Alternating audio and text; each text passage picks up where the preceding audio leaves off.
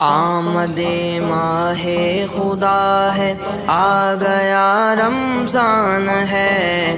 آمد ماہ خدا ہے، آ گیا رمضان ہے۔ نور کی برسات میں اب آ گیا رمضان ہے۔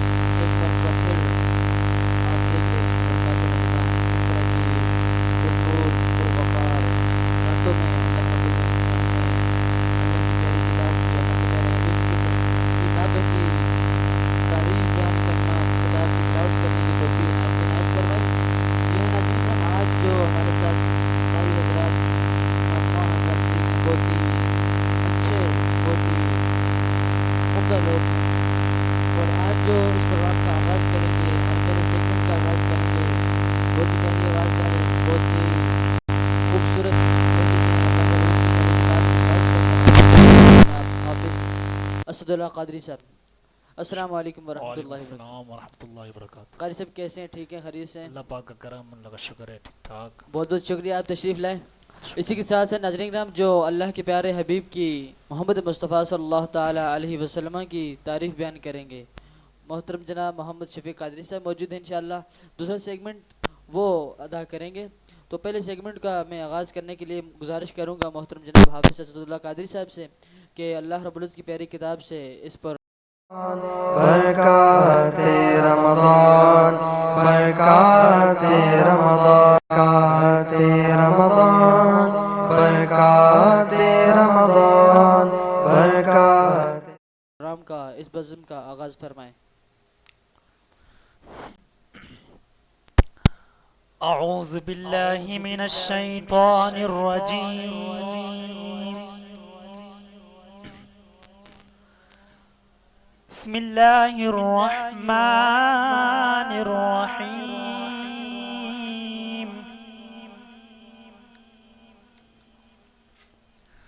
والتین والزیتون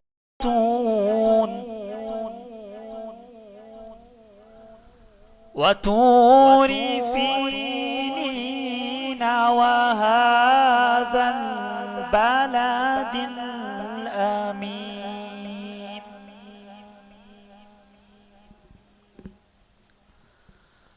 لقد خلقنا الانسان فی احسن تقویم۔ اللہ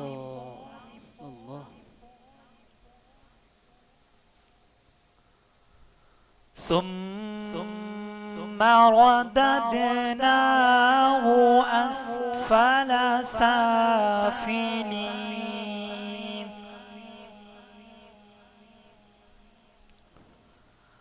والتين والزيتون وطور سينين وهذا البلد الأمين۔ لقد خلقنا الإنسان في أحسن تقويم۔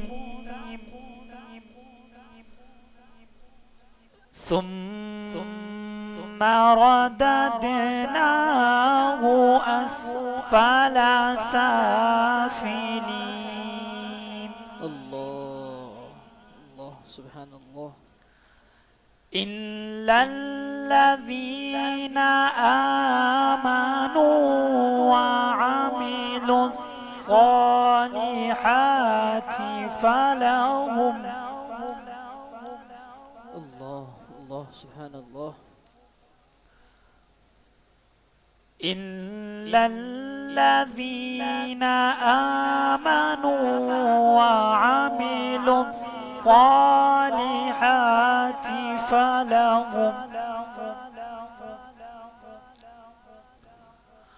وعملوا الصالحات فلهم أجور غير ممنون. الله الله. فما يكذبك بعد بالدين سبحان الله. أليس الله بأحكم الحاكمين. سبحان الله سبحان الله. فما يكذبك بعد بالدين أليس الله بأحكم الحاكمين. سبحان الله. صدق الله العظيم. ماشاء اللہ. خوبصورت انداز میں، بہت ہی پیارے لہجے میں اللہ رب العزت کی کتاب کی تلاوت کر رہے تھے اور آج کے اس پروگرام کا آغاز کر رہے تھے ہر دل عزیز محترم جناب حافظ اسد اللہ قادری صاحب. اللہ تعالیٰ عطا فرمائے. ناظرین اکرام، اگلے سیگمنٹ کی طرف جا رہا ہوں جو ہے اللہ کے پیارے حبیب کی تعریف. میری مراد نعت رسول مقبول صلی اللہ تعالیٰ علیہ وسلم، اور ہمارے ساتھ شریک ہیں محترم جناب محمد شفیق قادری صاحب. تو ان سے میں گزارش کروں گا کہ اللہ کے پیارے حبیب محمد مصطفیٰ صلی اللہ تعالیٰ علیہ وسلم کی ثنا بیانی فرمائیں. برکات رمضان برکات رمضان اللہ صلی اللہ علیہ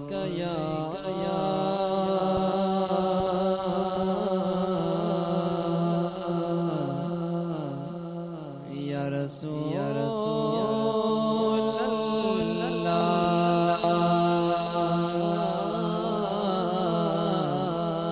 وسلم علیک یا حبیب اللہ صلی اللہ علیک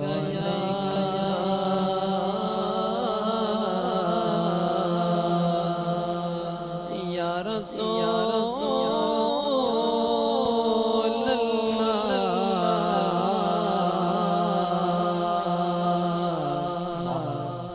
وسلم علیک یا حبیب اللہ. ماشاء اللہ ماشاء اللہ. کچھ ایسا کر دے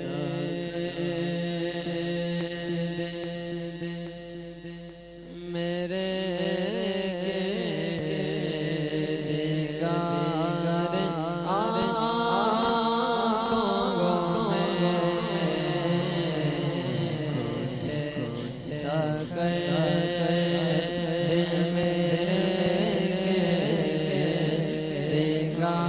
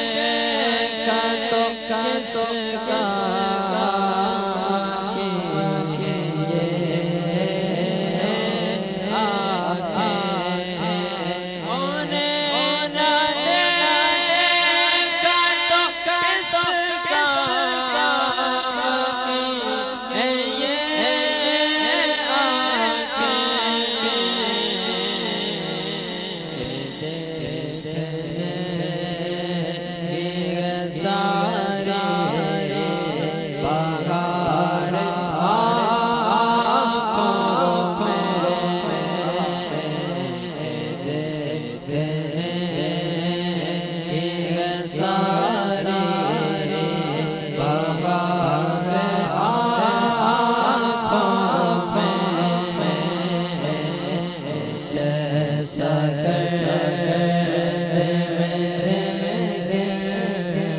گردگار آنکھوں میں ہمیشہ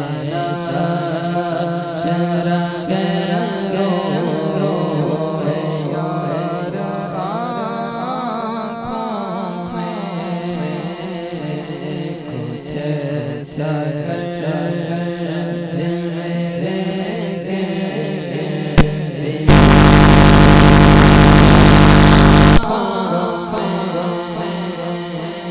فرشتوں پوچھتے او مجھ سے کس کی امت ہو فرشتوں پوچھتے او مجھ سے کس کی امت ہو دیکھ لو دیکھ لو یہ تصویر یار آنکھوں میں لو دیکھ لو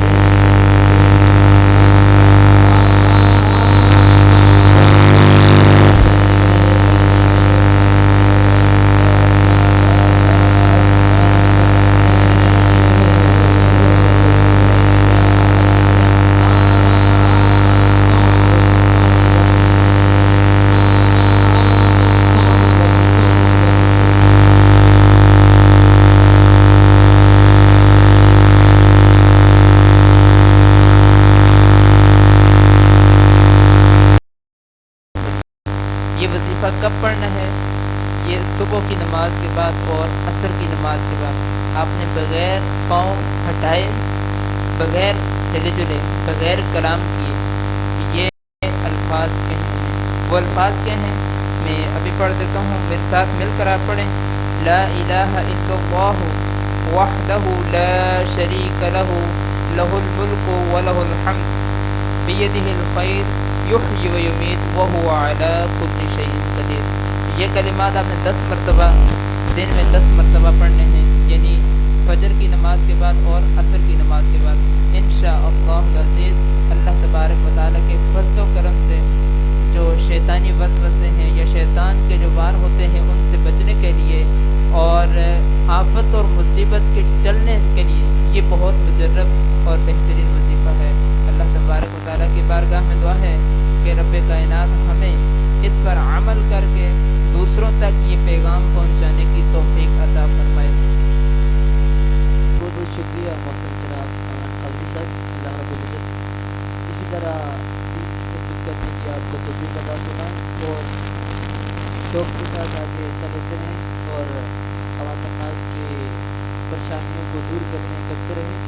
ناظرین کرام، روزمرہ کے دور پر یہ ایک فرمان الہی، فرمان مصطفیٰ وظیفے کے طور پر آپ کو سنا رہے ہیں اور اسی پروگرام میں ایک اور نعت شامل کرانا چاہوں گا۔ محترم جناب شفیق قادری صاحب سے گزارش کروں گا کہ ایک اور نعت بھی سنائیں، ہمارے ناظرین کو بھی سنائیں۔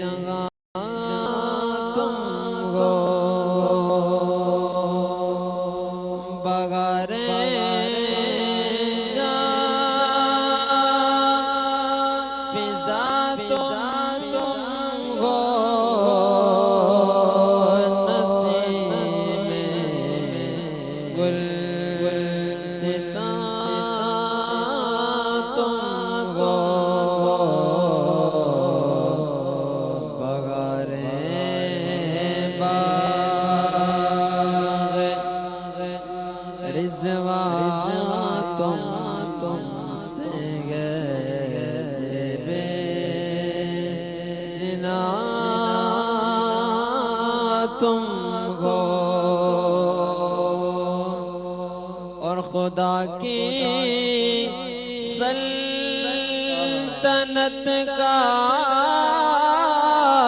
دو جگہ میں کون دولا گئے یا رسول اللہ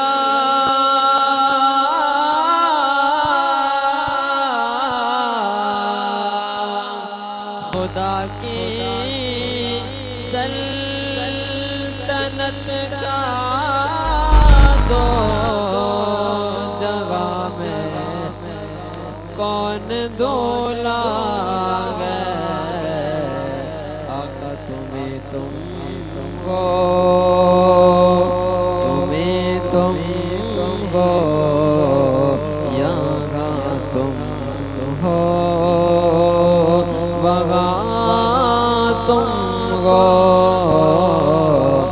بغارے باغ رضوان تم سے گزبے جنا تم ہو حقیقت سے تمہاری جز خدا اور کون واقف ہے حقیقت سے تمہاری جز خدا اور کون واقف گئے کہے تو کیا کہے کو گے سنی تم ہو چنا تم ہو کہے تو کیا کہے کو گے سنی تم ہو سنا تم ہو اور عبادت کے یہی دن ہیں بڑھاپے میں کہاں عبادت کے یہی دن ہیں بڑھاپے میں کہاں جو کرنا ابھی کر لو ابھی نوری جوان تم ہو جو کرنا ابھی کر لو ابھی نوری جوان تم ہو فقط نسبت کا جیسے وہ حقیقی نور ہو جاؤ فقط نسبت کا جیسے وہ حقیقی نور ہو جاؤ مجھے جو دیکھ کے اٹھے میاں نوری میاں تم ہو بغارے جان فضا تم ہو نسیم گل ستا تم ہو بغارے باغ رضوان تم سے گیز بے جنا تم ہو. اللہ اکبر. عبادت کے یہی دن ہیں، بڑھاپے میں کہاں ہمت، جو کرنا ہے ابھی کر لو. جی ہاں ناظرین کرام، بہت ہی اچھا وقت بھی ہے، بہت ہی پیارے اوقات اور بہت ہی پیارا مہینہ چل رہا ہے. اللہ رب العزت نے یہ ہمیں پیارا ماہ مبارکہ عطا فرما کر احسان عظیم فرمایا ہے، اور اس میں بھی اسے مخصوص حصے رکھے ہیں، جس میں سے عشرہ رحمت ہم سے الوداع ہو گیا، عشرہ مغفرت بھی ہم سے الوداع ہو گیا، اور عشرہ جہنم سے آزادی یہ چل رہا ہے، اس کی آمد ہے.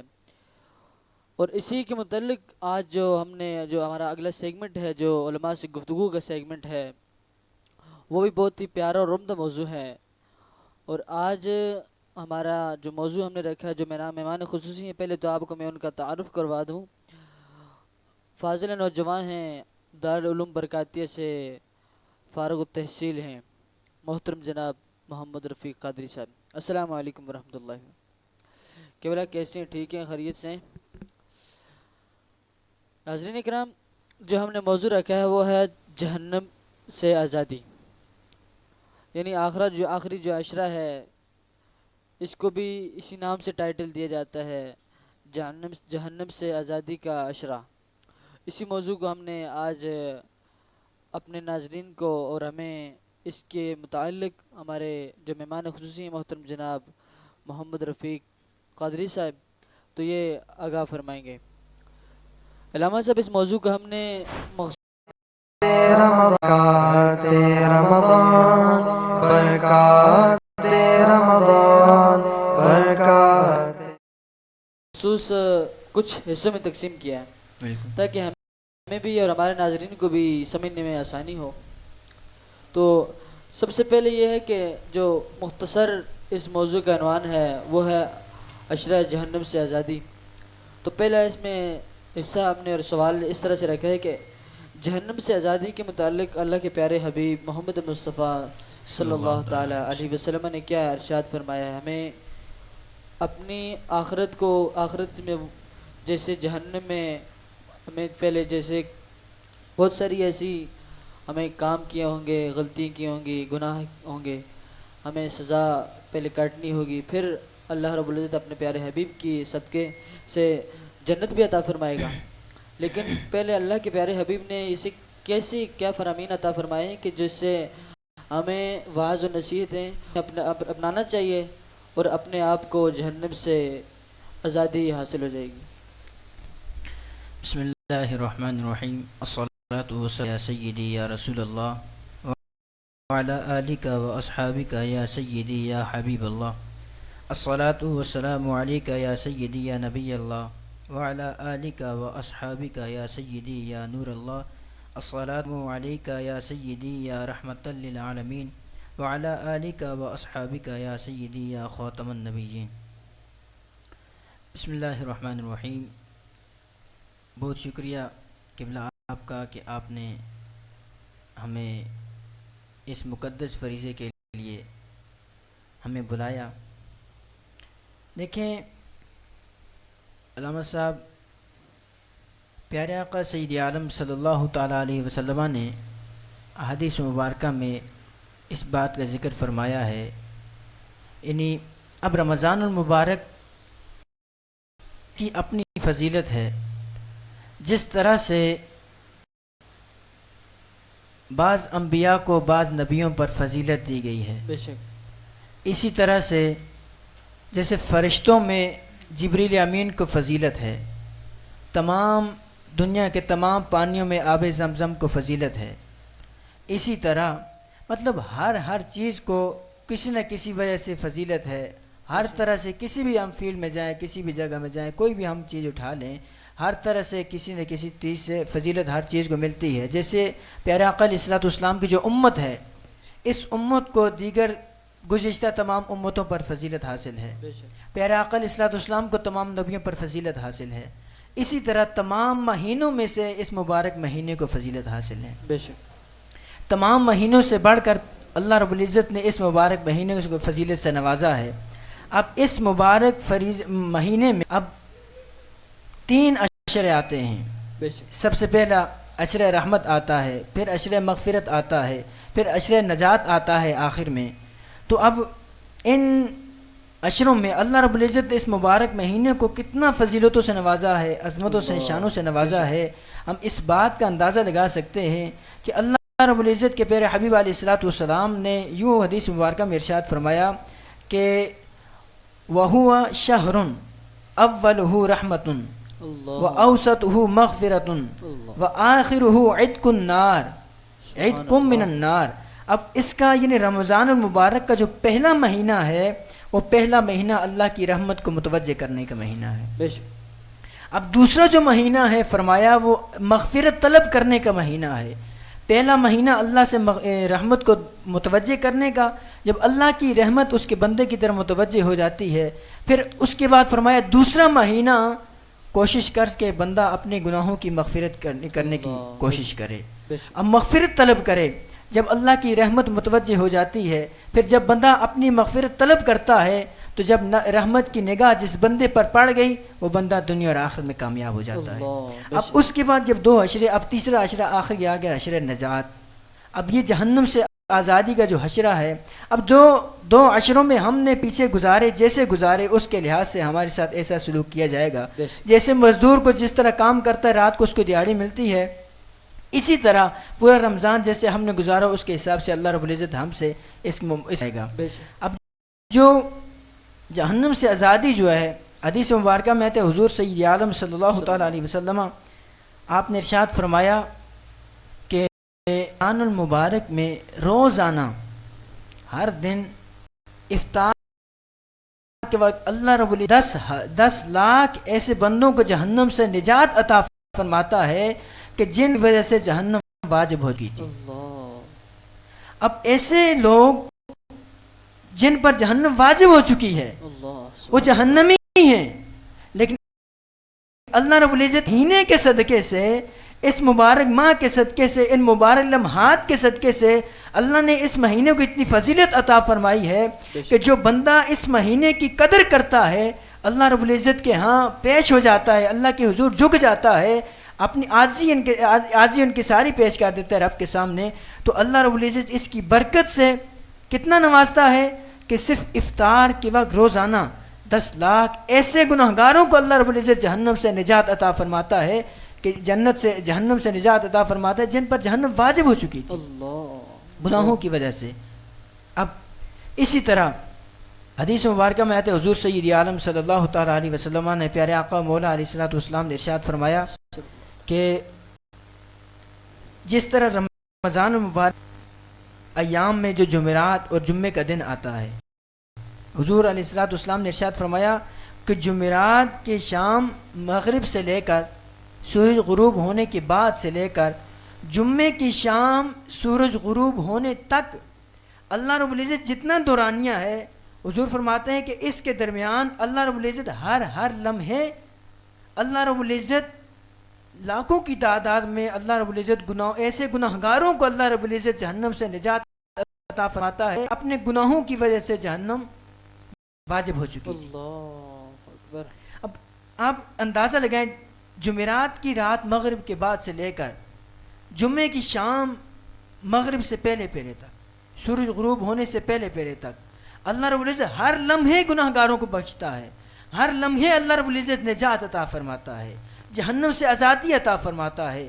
جو ایسے لوگوں ویسے نہیں، نیک لوگوں کی بات نہیں ہو رہی، بلکہ ایسے گناہگار کہ جن پر جہنم واجب ہو چکی ہے. اللہ اکبر. اب اس سے بڑھ کر اللہ رب العزت کی شان کریمی اور کیا ہوگی؟ بے شک بے شک. اس سے بڑھ کر اس کی شان غفوری کیا ہو؟ العزت بہانہ ڈھونڈتا ہے، اللہ کی رحمت بہانہ ڈھونڈتی ہے کہ اس کے بندے کسی طرح میری بارگاہ میں آئیں، میں اپنے بندوں کو جہنم سے نجات عطا فرما دوں. اللہ اکبر.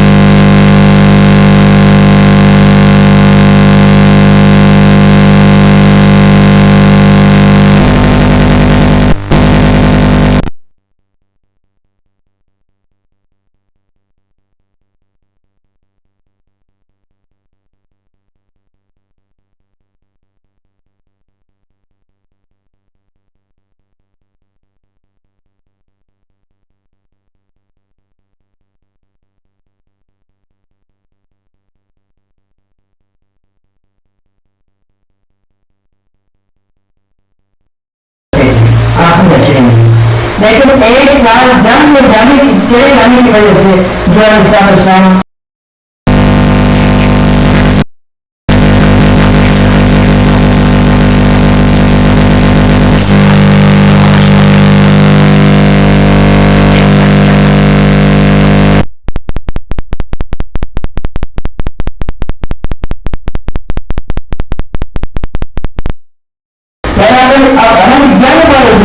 سب تشریف لے گئے تھے.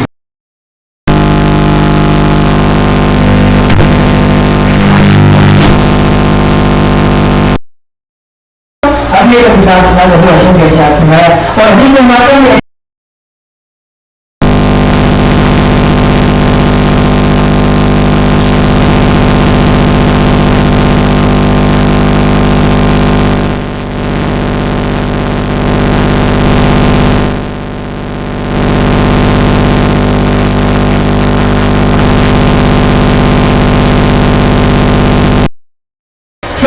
تعالیٰ علیہ وسلم نے ارشاد فرمایا کہ جس نے جو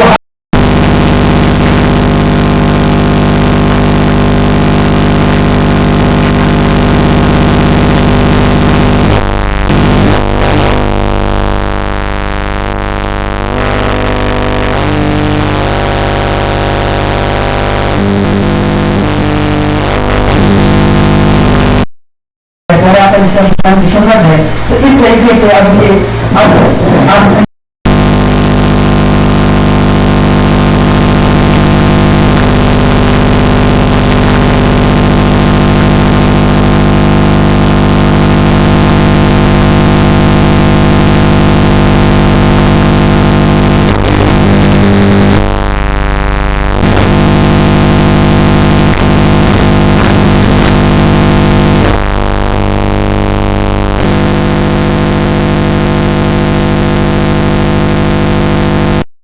اب دینا چاہیے اور رمضان کو کس طرح الوداع کریں.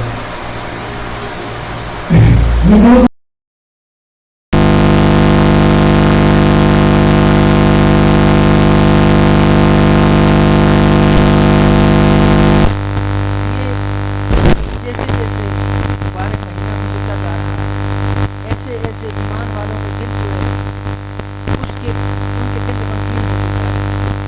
جو اس مہینے کی اس عشرے کی قدر و منزلت کو اس کی فضیلت کو جانتے ہیں جن کو اس چیز کا ادراک ہے اس کی معرفت حاصل ہے اس کا دل رنجیدہ ہوتا ہے وہ نہیں چاہتا کہ ماں ہم سے الوداع اس کی برکتیں اس کی رفعتیں.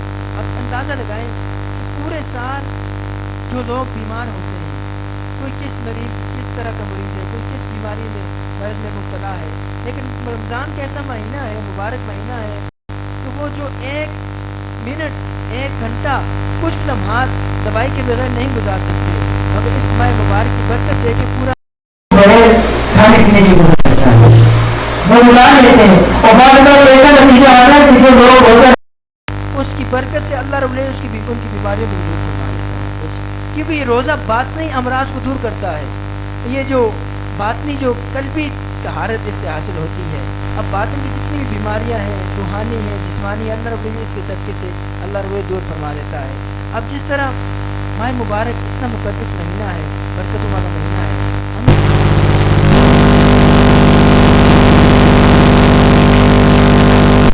اگلا مبارک مہینہ ہمیں اگلے سال میں نصیب ہوگا. کیا پتہ ہمیں اس مبارک مہینے سے اب جیسے ہم سے یہ رخصت ہو ہمیں بہت آ جائے وہ مبارک مہینے تک ہم پہنچ نہ پائیں دوبارہ تو اس کو ہم ہمیں اپنا آخری ماہ سمجھ کر گزارنا چاہیے.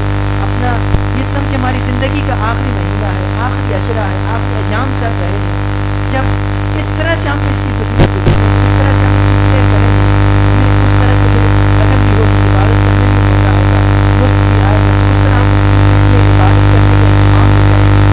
تو ہمیں چاہیے اپنی زندگی کے ہر مہینے کو قیمتی جانیں. مبارک مہینے اس میں تو ہمیں اور زیادہ کوشش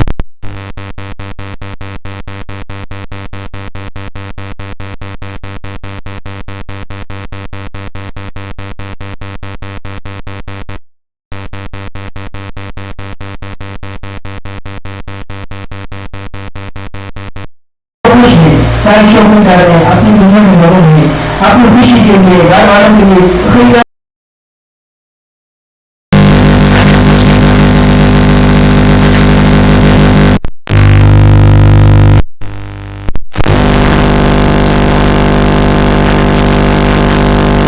بندوں کو بخشے.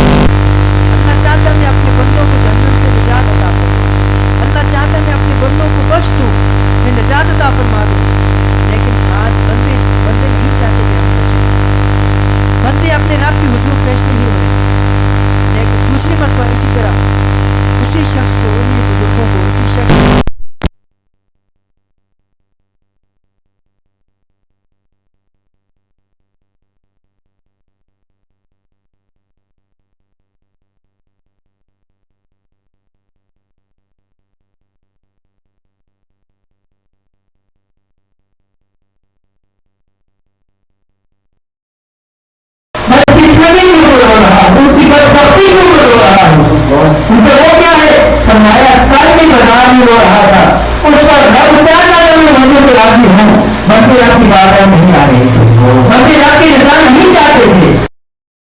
بندے چاہتے ہیں کہ رب ہم سے راضی ہو جائے, لیکن آج رب نہیں چاہتا. آج رب چاہتا ہے, اب رب نے جو دیکھو توبہ کا دروازہ بند ہو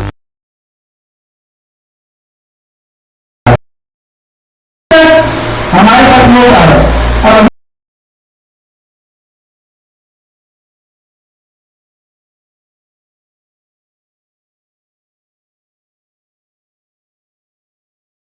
جب تک یہ دنیا قائم ہے, انسانیت کا رشتہ قائم ہے, تو تیرے بندوں کو گمراہ کرتا رہے گا. تو اللہ رب العزت نے اس وقت ارشاد فرمایا تھا کہ شیطان اے لعین, اگر تو میرے بندوں کو گمراہ کرتا رہے گا, جب تک انسانیت کا رشتہ قائم ہے, جب تک میرے بندے کے جسم میں روح ہے, اس کے جسم میں جان ہے, میں اپنے بندے کے لیے اس کی جب بھی توبہ کرے گی میں اس کی توبہ قبول فرماؤں گا. اس کے زندگی کے آخری لمحے تک اس کے لیے توبہ کا دروازہ بند نہیں کرے.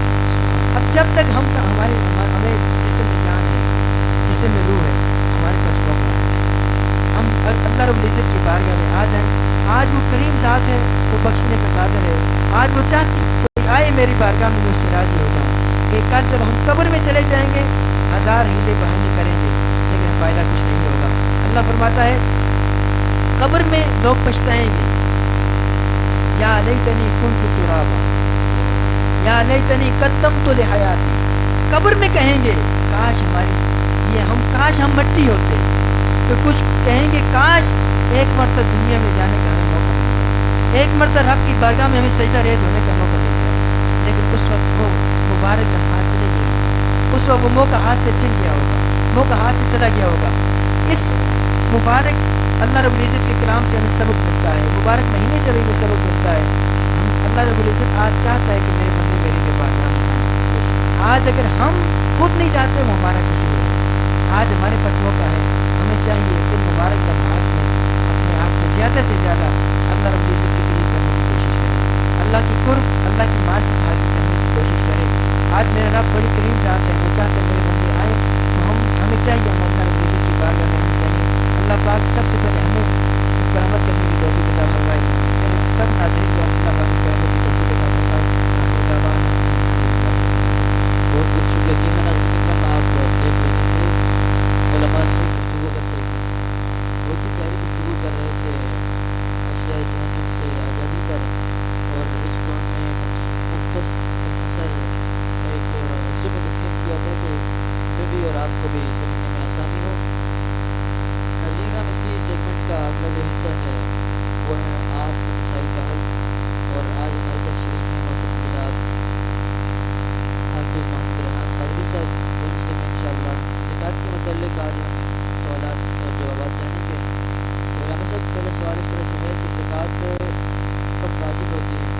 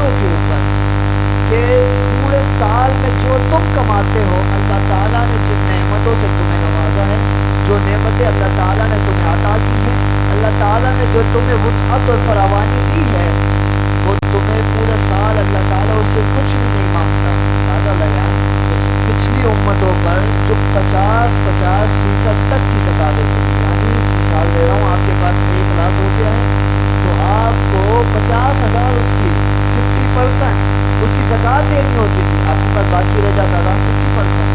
لیکن آج کے دور میں ہم دیکھیں اللہ تعالیٰ نے اپنے محبوب کریم صلی اللہ علیہ وسلم کے صدقے سے ان کی امت مبارکہ پر کتنا انعام کیا کہ زکوٰۃ بھی ہے اور ہے بھی کتنی، صرف 2.5%، 40واں حصہ 2.5%، وہ بھی کب؟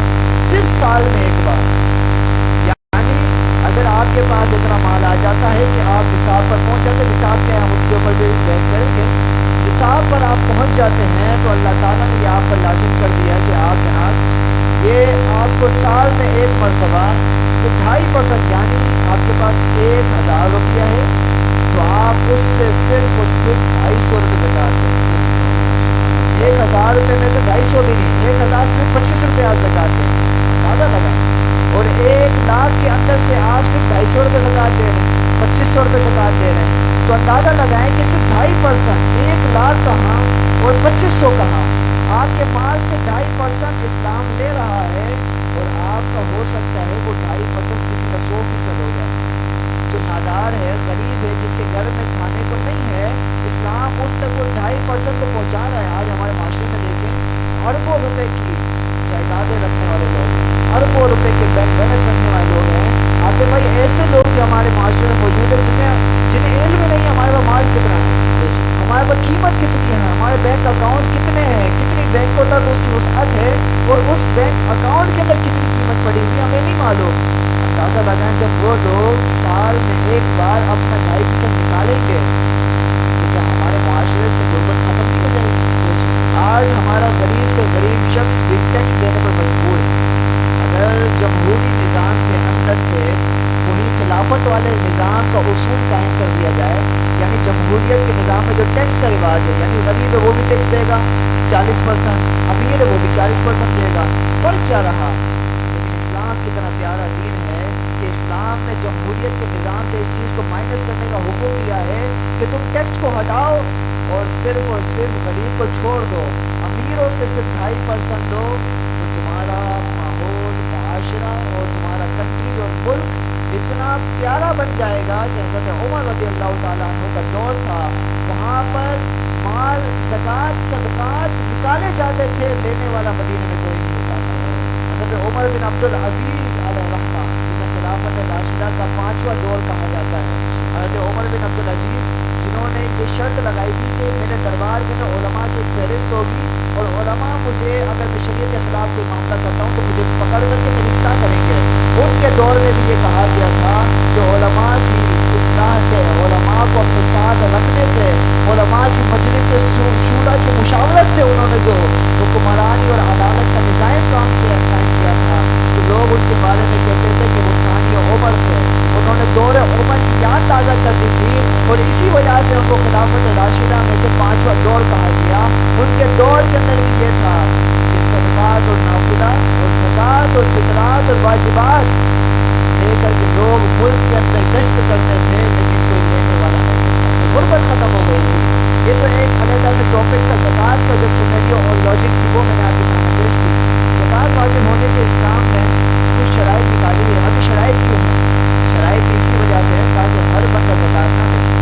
ہر بندے کے اوپر زکوٰۃ نہیں ہے. اب اندازہ لگائیں، زکوٰۃ کے لیے سب سے پہلے مسلمان ہونا شرط ہے، اس کے علاوہ بالغ ہونا شرط ہے، یعنی چھوٹا بچہ جس کے پاس اگرچہ لاکھوں روپے ہوں، بچے آج کل پیدا ہوتے ہیں تو ان کو چھٹی کے اوپر، سال کے اوپر، بچے کے اوپر ان کو پیسے دیے جاتے ہیں، جو کہ بچے کی ملکیت، اگر ملکیت کی نیت سے دیے تو بچے کی ملک ہو جاتے ہیں. پھر ماں باپ اس کو خرچ کرنے کی استطاعت نہیں رکھتے. ماں باپ کے لیے شریعت اجازت اور اس کو یہ نہیں دے کہ اختیار کہ وہ اپنے بچے کے اس پیسے کو خرچ کر سکے. اب بچے کے پاس اتنا پیسہ جمع ہو گیا اس کی بلوغت سے پہلے کہ وہ لاکھوں تک پہنچ گیا، پھر بھی اللہ تعالیٰ نے، شریعت نے، اسلام نے، دین نے اس کے اوپر زکوٰۃ کو واجب نہیں قرار دیا. تیسری شرط ہے عاقل ہونا، عقل مند ہونا. یعنی اگر مجنون شخص ہے جس کی عقل کام نہیں کرتی اس شخص کے اوپر بھی زکوٰۃ واجب نہیں ہے۔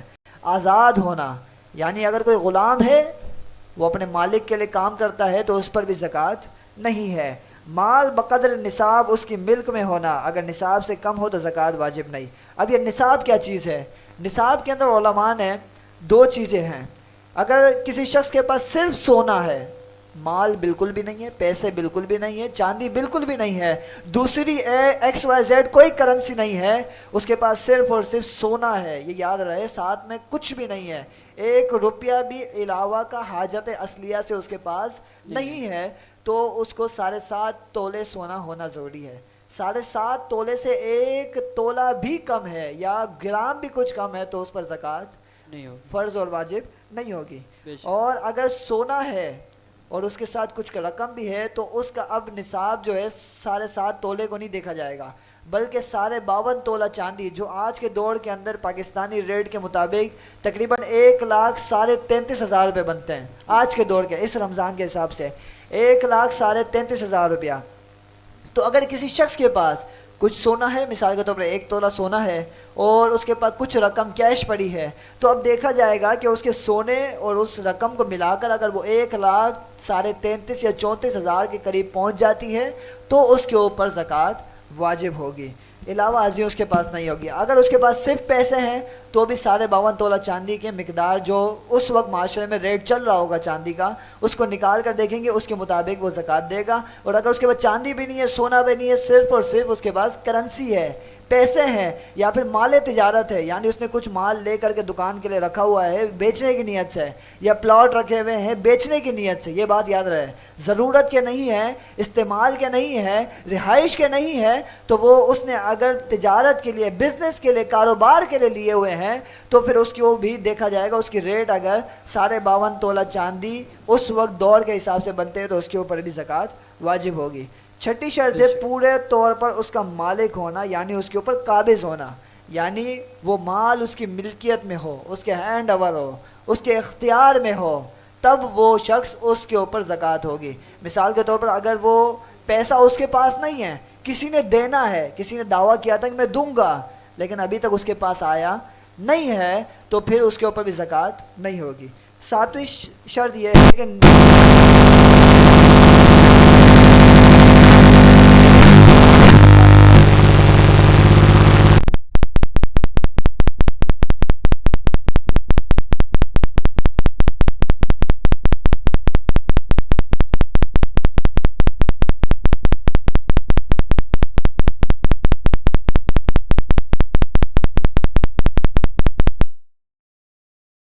زکوٰۃ کے اوپر زکوٰۃ واجب نہیں ہوگی۔ 8ویں شرط ہے نصاب کا حاجت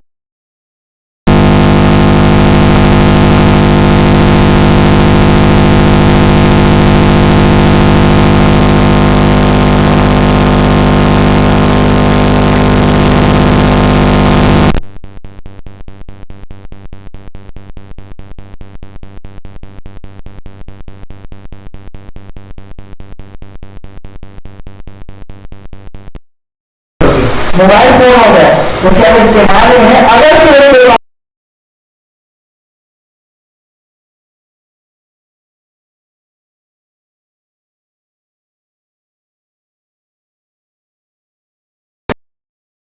استعمال ہے، اگر اضافی ہے، مطلب یہ کہ اس کے استعمال میں نہیں ہے، اضافی کر کے انہیں یا بیچنے کے لیے تب ان کے اوپر زکوٰۃ کی شریعت علماء سے معلوم کر کے لگائی جائے گی۔ تیسرا یہ ہے کہ مال نامی کا ہونا،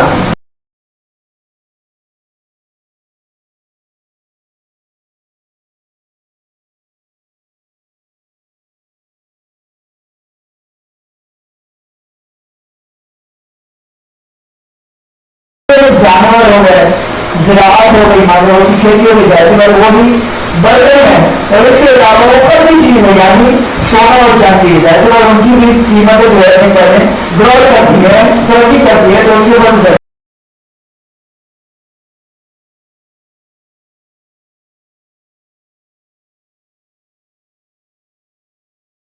ذہن میں یہ کانسیپٹ ہوتا ہے کہ صرف اور صرف رمضان میں زکوٰۃ فرض ہے۔ یہ بات ذہن نشین رہے کہ صرف رمضان میں زکوٰۃ فرض نہیں ہوتی، بلکہ آپ کے مال نصاب کو جب بھی سال گزرے گا، مثال کے طور پر آپ کے پاس 1 لاکھ 1.5 لاکھ روپیہ آیا ربیع الاول شریف کے اندر 12 تاریخ کو، اب اگلے سال اول کو آپ کا سال مکمل ہو جائے گا، تو آپ کے اوپر 12 ربیع الاول کو سال مکمل ہونے کے بعد زکات دینا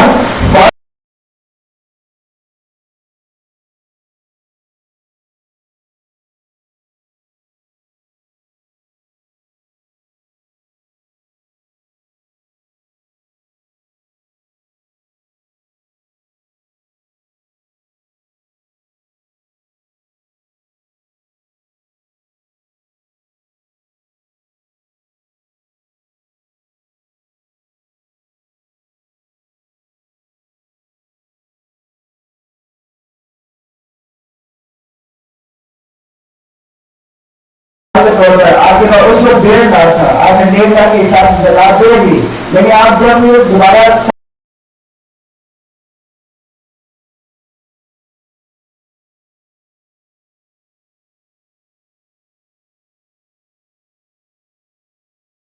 یہ 10 شرائط تھی جن کے اوپر زکوٰۃ واجب ہوتی ہے۔ بہت بہت ایک سوال اور